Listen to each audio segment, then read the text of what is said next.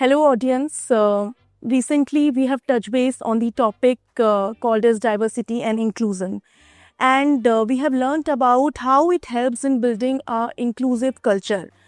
So, this word culture is very, very important in today's era in every organization. So, let us understand what culture is. Suppose you have everything in the organization. You are giving a good salary to your pupil. You have right set of pupil, but still something is missing. Yes, it is culture of the organization. Culture is not about giving good salary raise to your pupil or having fancy offices or pizza parties, late night parties, drinks or offsites. Culture is actually when everybody in your organization is getting heard, they are being valued and they are inspired. Right? So giving a perk to an employee is not at all a culture of the organization. Suppose your kid is coming from the school and your kid wanted to tell you about how the day went in the school. So will you be giving a perk to your kid, a chocolate or ice cream or something else? Or you will listen to your kid that, how's your day went. It will help in building the trust between you and your kid. Similarly, in an organization, when any employee or any team member is coming to you, hear them out. They need a shoulder to listen. Today world, there is lots of the stress. They're juggling between work from home, work from offices, traffic, and then target completion, everything. Right? They need somebody in the organization who can listen. So HR should play a vital role in listening your team. So there is a saying that if you will give a salary raise to an employee, he will be happy once in a year. But if you are providing a good culture to any employee in the organization, they will stay forever and they will be happy. So have you ever felt that your employee are feeling Monday blues and they are happy on the Fridays because weekend is coming? I don't want to build my organization like this. They should not feel Monday blues. They should not be happy on Friday. They should be happy every day whenever coming to the office. I have been interviewing people and my first question when I asked them, what they have studied about our organization. So they clearly told me, they went through Glassdoor, Google reviews and they study about our culture. So think, the culture is very, very important. They are not doing research about, your turnover. They are not doing research about how big your organization is or what is the salary they are getting here in the organization. But they are studying about your culture. They are doing research about the culture. So imagine culture is very, very important. And the transformation is already being started from last couple of years. And it will be changed drastically in coming years. So how you will start building a culture in the organization?